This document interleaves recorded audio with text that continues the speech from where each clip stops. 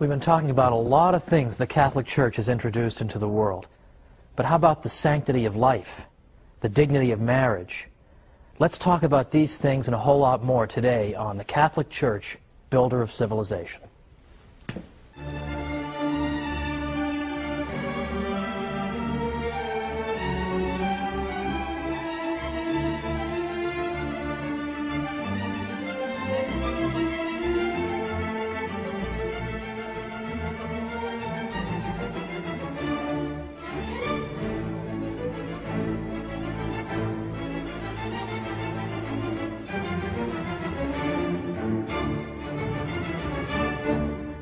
Welcome to the Catholic Church, Builder of Civilization. I'm Thomas Woods. Last time we talked about Catholic charity and how important and impressive it is. Today we're going to talk about moral principles more generally. And we're going to find there's much in common in the two episodes. Because it's not as if we have some views on charity and then some views on morality and some views on this and some views on that. It all comes down to the same message. The idea that human life is sacred, and that each individual has a uniqueness and worth because he possesses an immortal soul, he possesses a rational nature, because he is made in the image and likeness of God. Now this is a revolutionary message. At the end of our segment last time, I pointed out that a lot of the religions in the Near East took the view that human behavior really wasn't all that important to the gods. I pointed out, for example, that the Sumerians were just at their wits' end as to what to do to appease their gods. Nothing seemed to appease them. And it so happened, of course, that they happened to live in a place that was particularly geographically vulnerable to floods that did not occur on any regular basis. So they tended to view the universe as a hostile place, governed by hostile gods who frankly were uninterested in their welfare. I gave the example of the ancient Greeks. The ancient Greeks had gods who treated them arbitrarily and capriciously, weren't particularly keen on teaching them morality and good behavior. This seemed quite beside the point. The ancient Greek gods were often completely self-absorbed and narcissistic, nothing at all like the God of our own tradition. Well, it's no surprise, therefore, that in the Christian tradition, we believe that there are certain ways we should behave and that God wants us to do these things, that God cares about us. God actually cares how we treat each other. In these other religions, we see an emphasis on appeasing God through engaging in various kinds of ritual sacrifice. Now, it's true that for Catholics, we engage in the holy sacrifice of the Mass every day. But we also treat each other, are supposed to treat each other well, because that pleases God too. And that's something unique in the history of religions up to that point. This was something new in the world. And so the same religion that teaches you to give of yourself to others, to think about other people and their misfortunes, and to give in a way that's unselfish and in no way self-interested, that same religion, it should not surprise us, also teaches us important moral principles that follow from the idea of the sanctity of life. It's a single stream of thought. Now, how can we see these principles in practice? Look at the early church. What types of things do we see going on in the early church? What are the causes that people are taking up in their society? Well, of course, the early church gets its start during the period of the Roman Empire. And what do we see going on there? Well, among other things, we see the practice of infanticide taking place, literal infanticide. It isn't simply that the church went after abortion, which of course it did, but we see even a much worse situation. We have actual infants simply being left to die, and typically because they were the wrong sex. So you had many healthy female children simply exposed and abandoned. And we see the effects of this, by the way, because in the Roman Empire, men outnumbered women by 30%. There's that doctrine in play. But the Catholic Church moved to abolish that practice. But what we also note is that in the ancient world, there is no comparable teaching to what we see in the Catholic Church about the uniqueness of human life and its absolute sanctity. Now, it's true that the ancients did say that man had a dignity that surpassed that of other creatures, but they came nowhere near the Catholic belief in the sanctity of human life. We do not see that in the ancient world, even though we admire and respect the ancient world. Many of the early Christians looked with profound respect at the ancient world. They pointed to people like Plato and Aristotle as having anticipated some of the most sublime teachings of Christ himself, but at the same time they understood that there was much that was in fact to be deplored in the ancient world. For example, Plato, one of the most noble philosophers you can imagine in the ancient world, deeply admired by St. Augustine and others. On one occasion, Plato said that a man who is too sick to work should be left to die. It's impossible to imagine that in the Catholic Church. Now, what else is going on in ancient Rome, particularly? We see gladiatorial contests. That is to say, people are going and watching their fellow human beings try to kill each other, and this is a form of entertainment. Well, obviously, this is an unspeakable offense against the dignity of human life. And it trivializes human life, that someone's death would be something that we would want to be entertained by.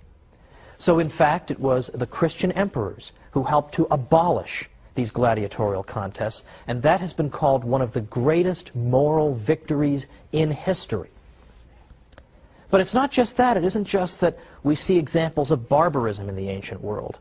Barbarism, by the way, that we're seeing, of course, coming up once again in our own time.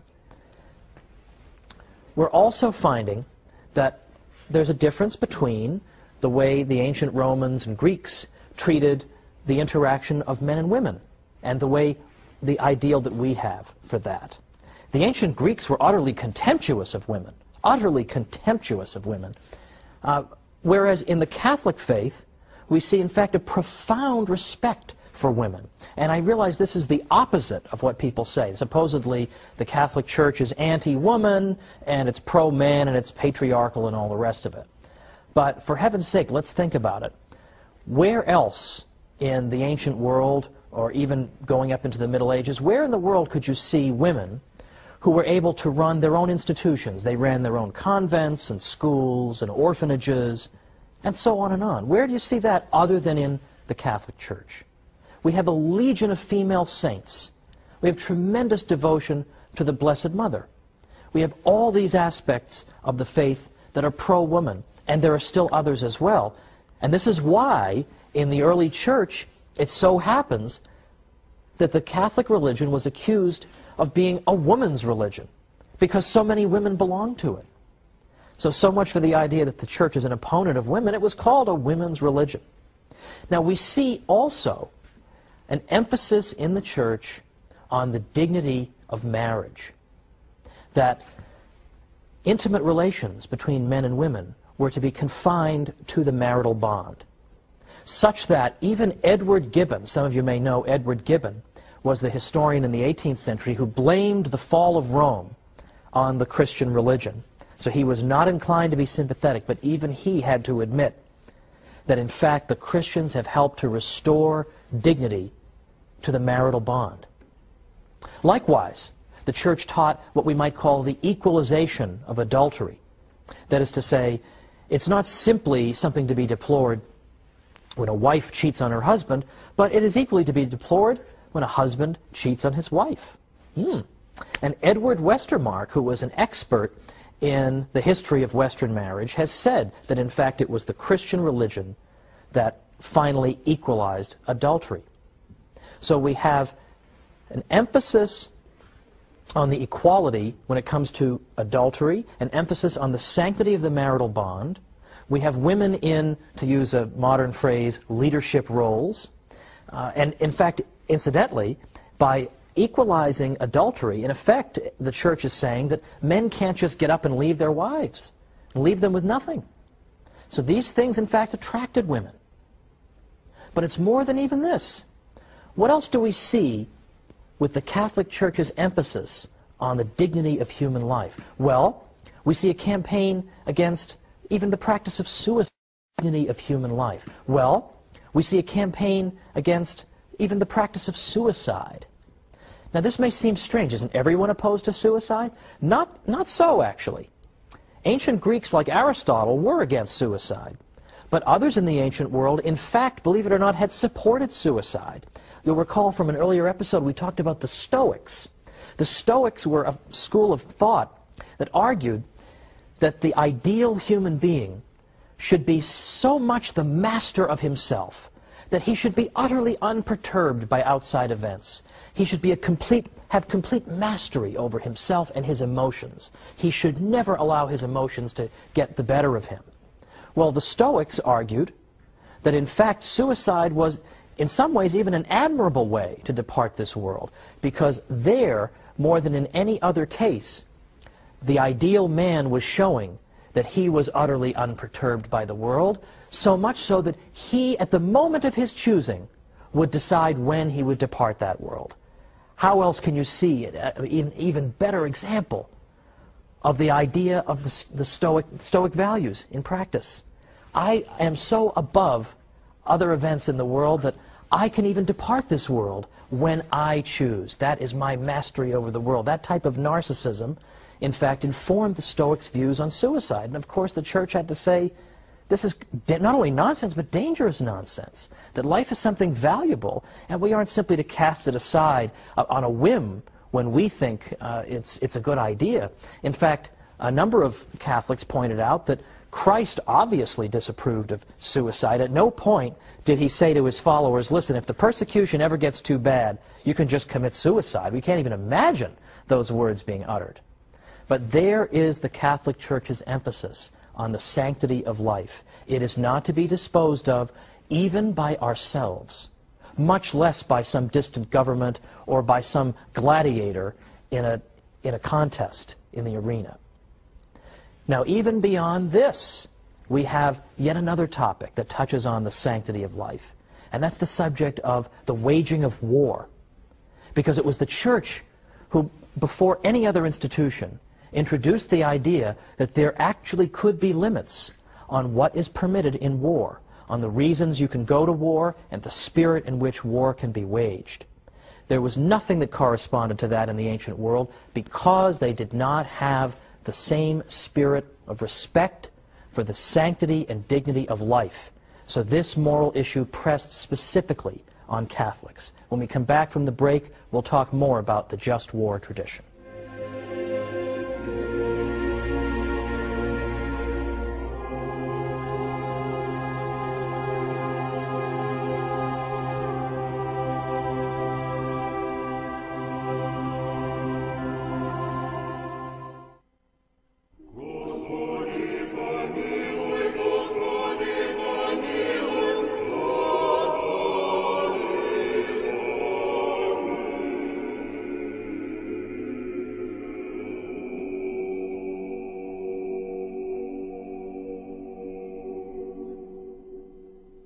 Welcome back to the Catholic Church, builder of civilization. I'm Thomas Woods, and we're talking today about Catholic moral principles that most people, non-Catholics included, have come to take for granted.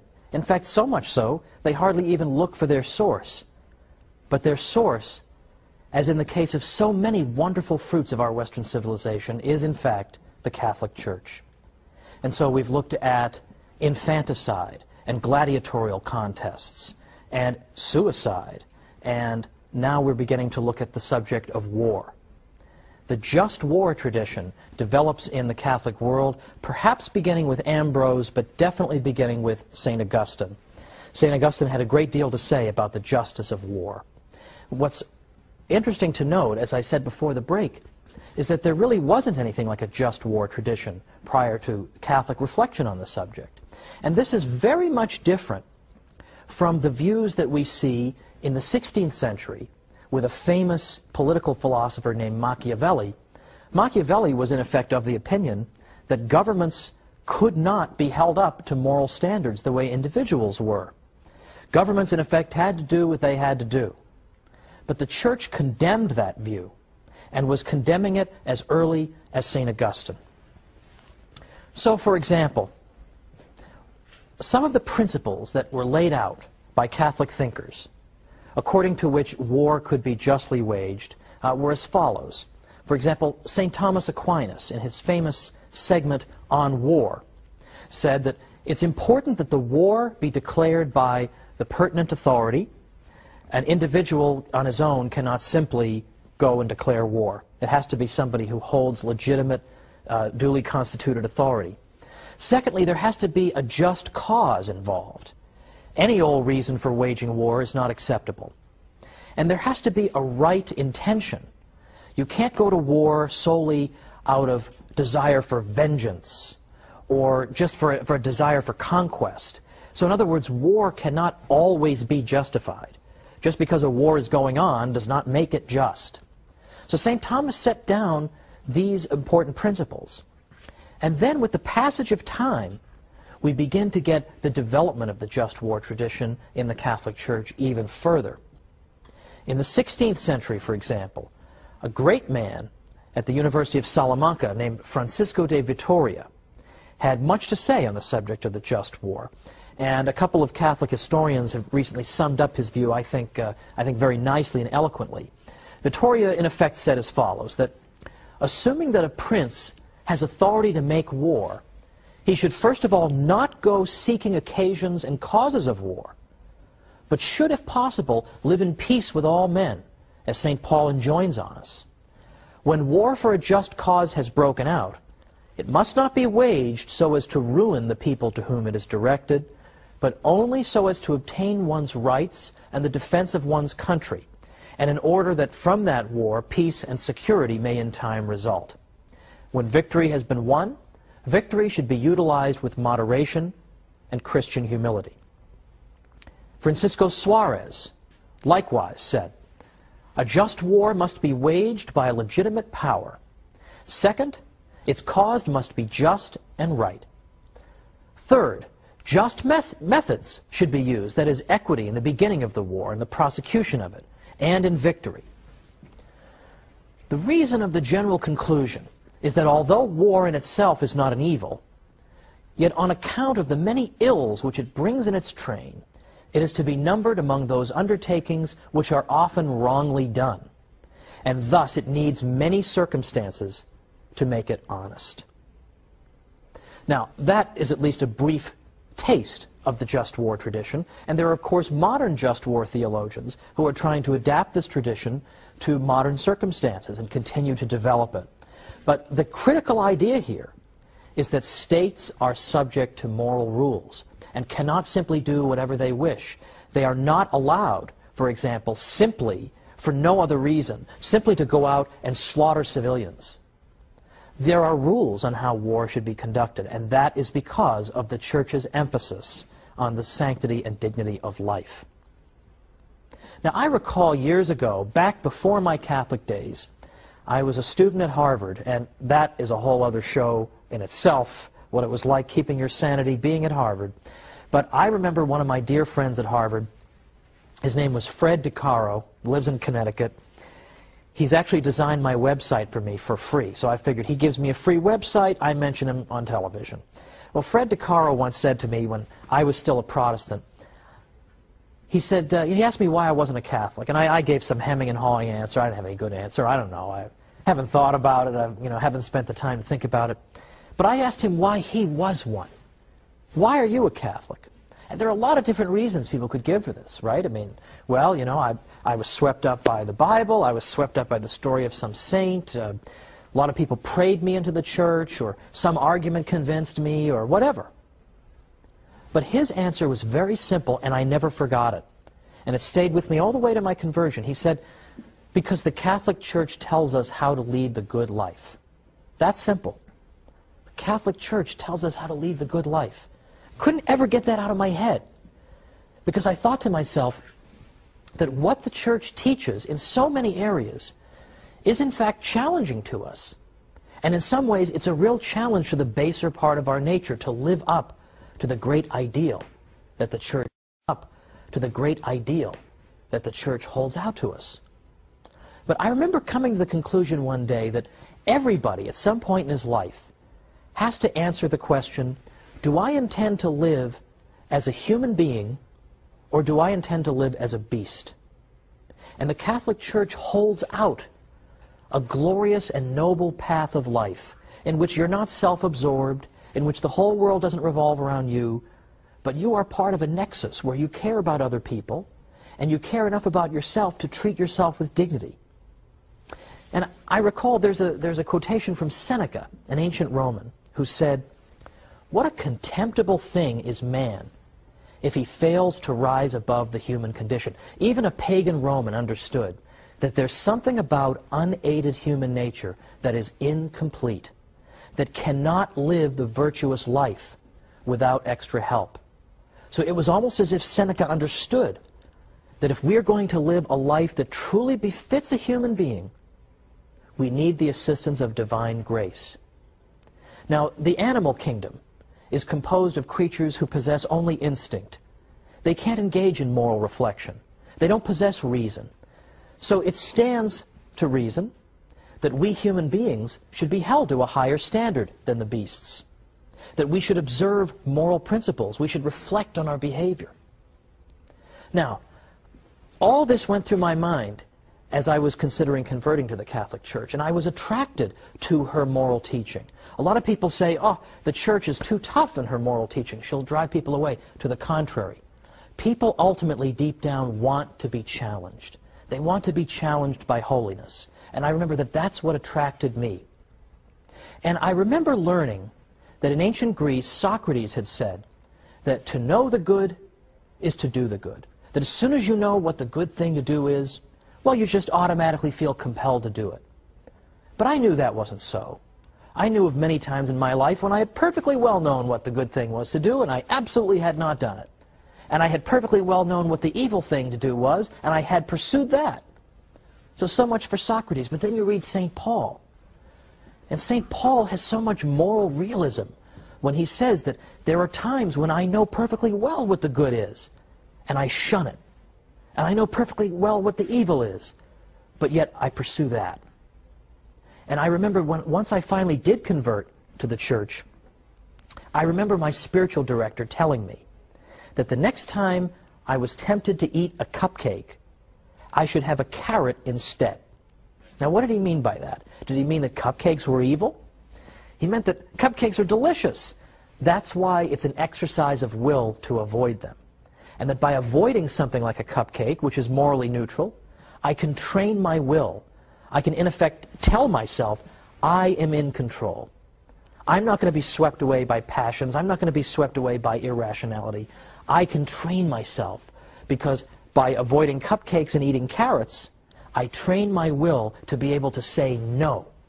So that when the moment of temptation comes and I really am faced with a choice between good and evil, I will have a will that is trained to face it and come out victorious. Now, what a beautiful message this is, that as a human being you have such a dignity that there is a special kind of life that God wants you to live that is appropriate for you as a human being. And I was recently at DePaul University. They had an event called Catholic Week. I won't get into Catholic Week at a Catholic university. What about the other 51 weeks? That's another matter. But when I was at DePaul, a reporter for the student paper asked me, how would you sum up your talk? Give me one sentence. Well, I couldn't give her one sentence. Gave her two or three. But I said, here's what I would say to the students at DePaul. I would say that the Catholic Church is the most beautiful institution on earth. And if you want to live a good life, if you want to live a life that befits a human being, the Catholic Church has much to say to you. And that's a message I think a lot of young people who are totally adrift could stand to hear. Of course, I feel old anytime I start talking about young people, but such is life. Now, let me conclude with this. The Catholic Church consistently emphasizes the dignity and value of human life and tells us that we are to live in constant awareness of our created nature in the image and likeness of God, that we are not to live as beasts, that we're not just to do whatever brings us pleasure, then we might as well be a cow. You're not a cow, you're a human being. Christ didn't die for cows, He died for you. And He died in part so you could live a good life, so that we may be worthy to join with God in heaven. What an astonishing statement It's particularly beautiful that the Eastern Fathers talked about deification, that in effect, as we live the life of the sacraments, we become like God. Now there is some real dignity. There is the idea that human beings aren't just random assemblages of cells, but they are worth something. They matter. And here's something you can finally tell to teenagers, that you don't have to live this crummy life that MTV is holding out for you. What in the world is there to compare between MTV and the Catholic Church? 2,000 years of heroism and holiness. And they think so little of young people they're going to hold out the MTV alternative? Forget it. Ditch it. Don't live as beasts. Live as human beings. That's what the Church has to tell us all. Now, there's another way that the Church has emphasized the dignity and rights of the individual, and that is with the very idea of rights. And that's what we're going to pick up next time.